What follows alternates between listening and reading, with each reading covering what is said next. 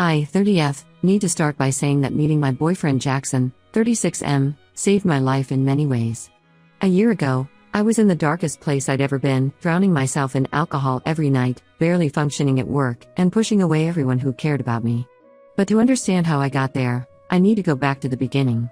2 years ago, I met Larry at the marketing firm where I worked. He joined as a new project manager, and from day one, there was this instant connection between us. Larry was charming, successful, and seemed to understand me in a way no one else did. We started having lunch together, then after work drinks, and soon we were dating. Larry was everything I thought I wanted in a partner. He was attentive, caring, and always made time for me despite his busy schedule. He told me he traveled a lot for work, which explained why we only met on certain days and why he never invited me to his place. I was so in love that I didn't question these obvious red flags.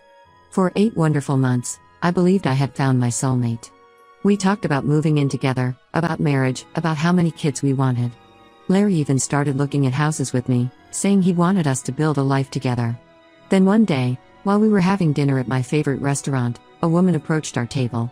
She introduced herself as Larry's wife. My whole world crumbled in that moment. Larry had been married for 12 years and had 3 kids. All those business trips? He was with his family? The house hunting? Just another lie to keep me hooked. His wife had discovered our messages on his phone and had been tracking him for weeks. The pain of that betrayal broke something in me.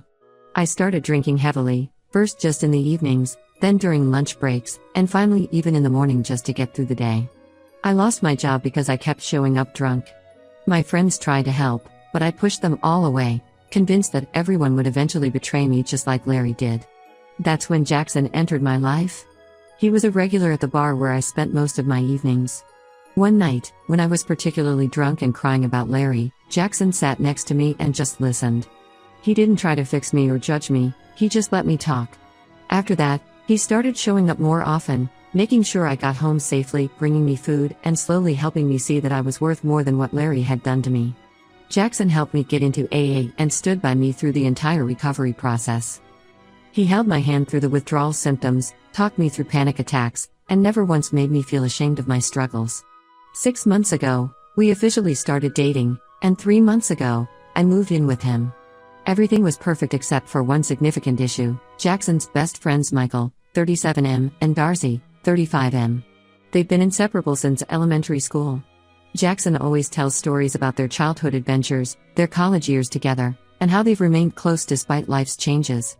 They even work at the same company now, though in different departments. Michael is married to Sarah, 34F, a kindergarten teacher who's probably the sweetest person I've ever met. They've been married for 5 years, and Sarah has been trying to convince Michael to start a family. Darcy married Emma, 32F, 3 years ago, and she's currently 6 months pregnant with their first child, a baby girl. At first glance, both couples seemed perfect. Michael and Sarah frequently go on exotic vacations, pictures of which fill their social media. Darcy and Emma are always posting about their pregnancy journey, with Darcy calling Emma his queen and talking about how blessed he is. But I soon discovered it was all a facade. I first noticed something was off at a company Christmas party 4 months ago. Jackson couldn't attend because he had the flu, but I went to represent us. That's when I saw Michael disappear into a conference room with his young secretary. They emerged 30 minutes later, both looking disheveled. Michael saw me watching and had the audacity to wink at me. Then last month, I spotted Darcy at a club downtown when he was supposed to be on a business trip to Chicago. Emma was at home, dealing with severe morning sickness, while her husband was shoving his tongue down some random woman's throat. The worst part?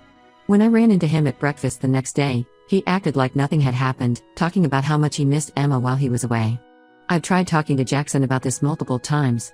Each time, he gives me the same response, that it's not our place to interfere in their marriages, and that Michael and Darcy are like brothers to him. He says every relationship has its problems, and we shouldn't judge without knowing the whole story. But I do judge them. How can I not? Every time I see Sarah talking about starting a family with Michael, or when Emma shows us ultrasound pictures while Darcy pretends to be the devoted father-to-be, I feel physically sick. The guilt of knowing the truth while these women live in blissful ignorance is eating me alive. What makes it worse is how Michael and Darcy act around us. They joke about other people's affairs, call cheaters scum, and act morally superior while living double lives themselves. Last week at Emma's baby shower, Darcy gave a speech about how Emma made him a better man, all while texting his side piece under the table. I know because I saw the woman's name flash on his phone screen when he got a message. The whole situation brings back painful memories of my time with Larry. I remember how it felt finding out that everything I believed was a lie. The humiliation, the self-doubt, the feeling that I had wasted my time and emotions on someone who never really cared about me. Sarah and Emma are heading for the same heartbreak, and I feel complicit in their eventual pain by staying silent. But Jackson insists we should stay out of it. He says exposing their affairs would only cause unnecessary drama and potentially ruin decades of friendship. I understand his loyalty to his friends, but what about loyalty to what's right? What about preventing two innocent women from experiencing the same pain I went through? I don't know what to do anymore. Every time we hang out with them, I have to pretend everything is fine. I have to smile and nod while these men play the role of perfect husbands, knowing they'll probably hook up with other women the moment their wives aren't around. The weight of this secret is becoming unbearable, but I don't want to upset Jackson either. He's done so much for me, and I know how much Michael and Darcy mean to him. Update 1: Everything finally exploded last night during what was supposed to be a celebratory dinner. Sarah had recently received a promotion at work, making her the youngest head teacher at her school. To celebrate, we all decided to meet at an upscale Italian restaurant downtown. Jackson, Michael, and Sarah, Darcy and Emma, and me. The evening started pleasantly enough. We had a nice corner table, and Emma was feeling better after weeks of terrible morning sickness. She was excitedly showing us her latest ultrasound pictures. The baby was clearly visible this time, and Emma couldn't stop talking about how the little girl already had Darcy's nose. I watched Darcy pretend to be emotional about it while discreetly checking his phone under the table. Sarah was in great spirits, showing Emma pictures of a beautiful house she and Michael were planning to buy. It had 4 bedrooms, and Sarah talked about how Michael had promised to convert one into a nursery since they were planning to start trying for a baby soon. Michael smiled and kissed her cheek, acting like the perfect husband, while I knew he had been with his secretary just 2 days ago. Throughout dinner, I noticed Michael and Darcy kept staring at our waitress. She was young, probably just out of college, with long blonde hair. They whispered and snickered between themselves, making crude comments about her body when their wives weren't paying attention.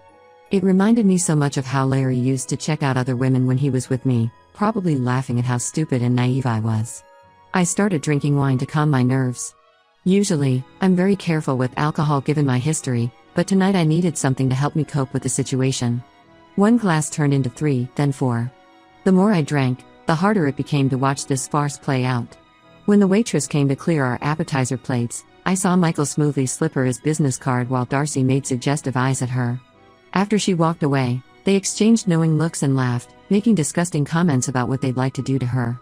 Their wives were completely absorbed in their conversation about the new house and didn't notice. The alcohol was really hitting me by this point, and memories of Larry kept flooding back. I remembered how devastated I was when his wife confronted us at the restaurant. How humiliated I felt realizing everyone probably knew I was the other woman. How much I wish someone had told me the truth sooner.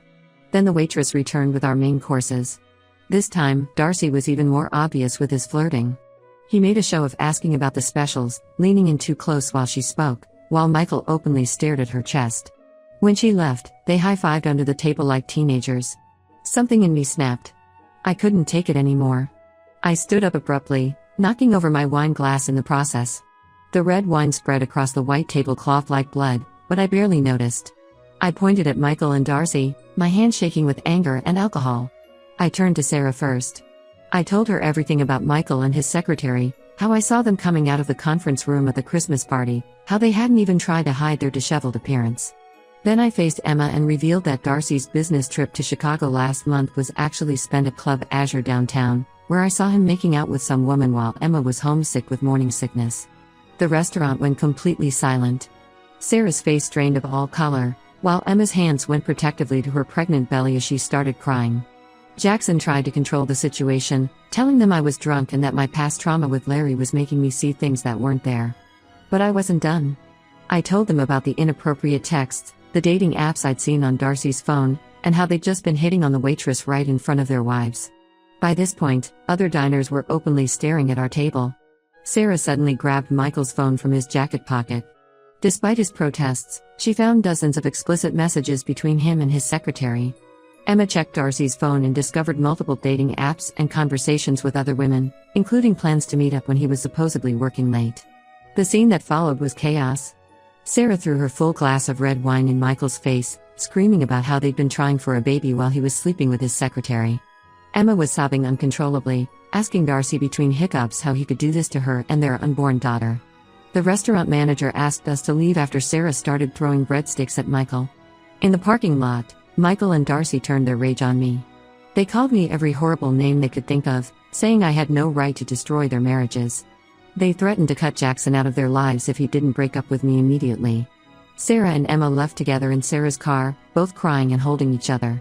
Michael and Darcy stormed off separately, leaving me alone with Jackson. The drive home was completely silent. Jackson hasn't spoken a word to me since we got back, except to say he needed space to process everything. I'm writing this from our guest bedroom, where I've spent the night alone. I don't regret telling Sarah and Emma the truth, they deserve to know what kind of men they married. But every time I think about Jackson's silence, I feel sick to my stomach. I might have lost the man I love because I couldn't keep quiet about his friends' betrayals. Update 2: After maintaining complete silence for 2 weeks, Jackson finally confronted me yesterday. His reaction was worse than I had imagined. He came home from work, slammed the door, and started yelling before I could even say anything. Both Michael and Darcy's marriages have completely fallen apart. Sarah moved out the morning after the dinner and is staying with her sister. She went to Michael's office the next day and created a huge scene with his secretary. She threw all his clothes on the office lawn and told everyone about his cheating. The secretary quit that same day. Michael got called into HR and was removed from several important projects. Emma's situation is even worse. The stress of discovering Darcy's infidelity caused her blood pressure to spike dangerously. She had to be rushed to the hospital with pregnancy complications. She's stable now, and thankfully the baby is okay, but her doctor has ordered complete bed rest for the remainder of her pregnancy. She's staying at her parents' house and has already contacted a divorce lawyer. Jackson was livid about how publicly I exposed everything. He said I had no right to blow up 2 marriages just because I was triggered by my past with Larry. According to him, I could have handled it privately or minded my own business. He said I not only humiliated Michael and Darcy but also their wives by creating such a scene at the restaurant. What made everything worse was that Michael and Darcy had given Jackson an ultimatum.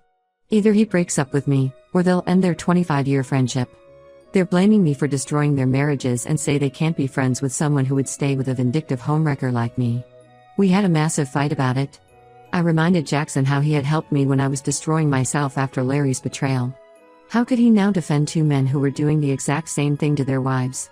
I asked him if he would have preferred that Larry's wife never told me the truth. Would he have rather found me dead from alcohol poisoning, never knowing why the man I loved betrayed me? Jackson shot back saying it wasn't about defending them, it was about me overstepping boundaries and making decisions that weren't mine to make. He said Michael and Darcy were like brothers to him, and now he's lost them because I couldn't control myself. He even suggested that maybe I was jealous of their happy marriages and wanted to destroy them. That's when I really lost it. I told him their marriages weren't happy, they were built on lies just like my relationship with Larry was. I asked him if he would keep quiet if he knew I was cheating on him. His silence spoke volumes. The fight continued for hours.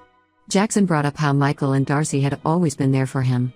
How they supported him through his parents' divorce, helped him find his first job, and were the first to welcome me into their group despite my questionable past with alcohol.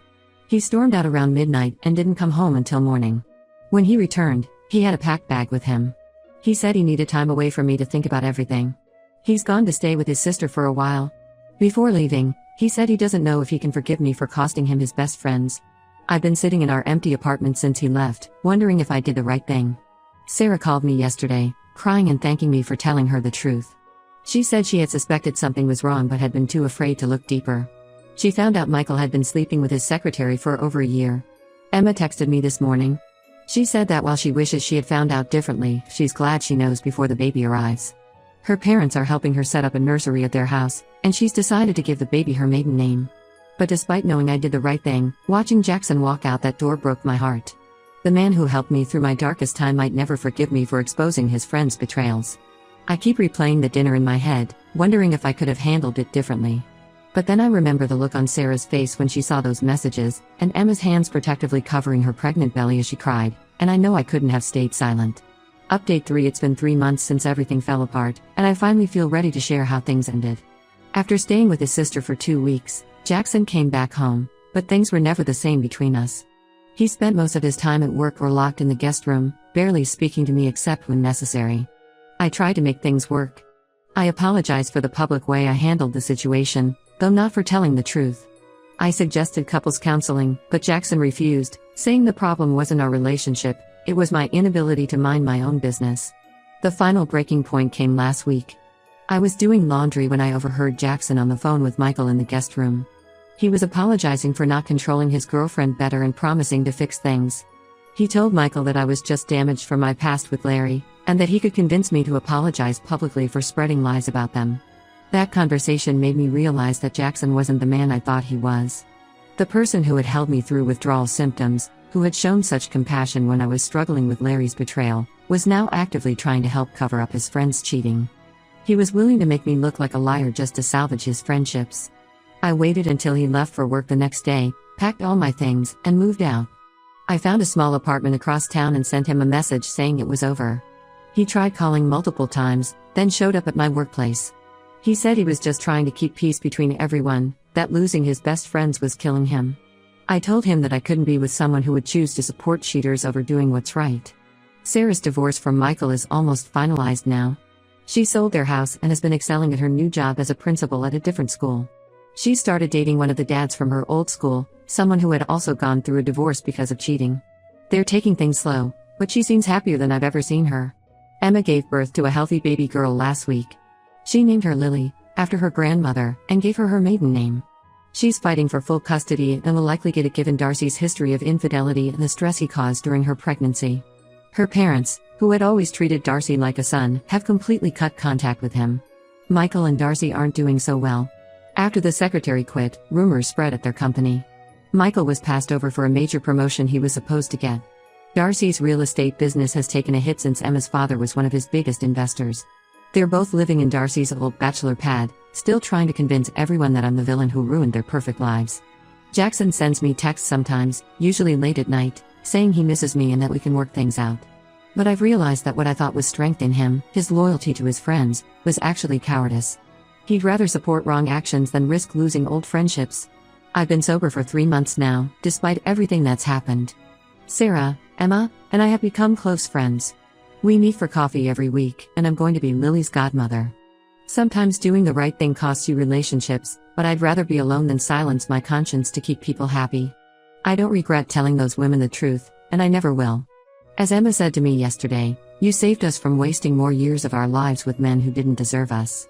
That means more to me than any friendship or relationship ever could.